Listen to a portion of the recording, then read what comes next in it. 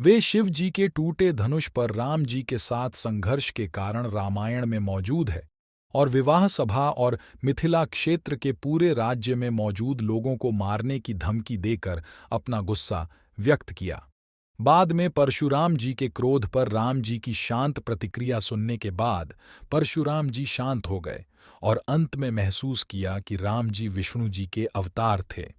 ताड़का एक खूबसूरत महिला थी जो एक बार ऋषि अगस्त्य को बहकाने की कोशिश करने के बाद एक राक्षस में बदल गई थी। एक राक्षस के रूप में वह जीवित प्राणियों का खून पीती थी और जो कुछ भी देखती थी उसे मार देती थी।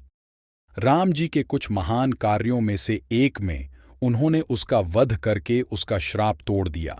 चंद्रभागा जनक के छोटे भाई कुशध्वज, जिसे कुशध्वोजन के नाम से भी जाना जाता है, की पत्नी थीं।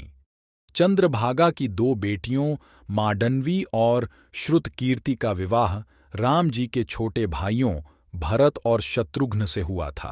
राजा जनक मिथिला के राजा और सीता जी और उर्मिला के पिता थे।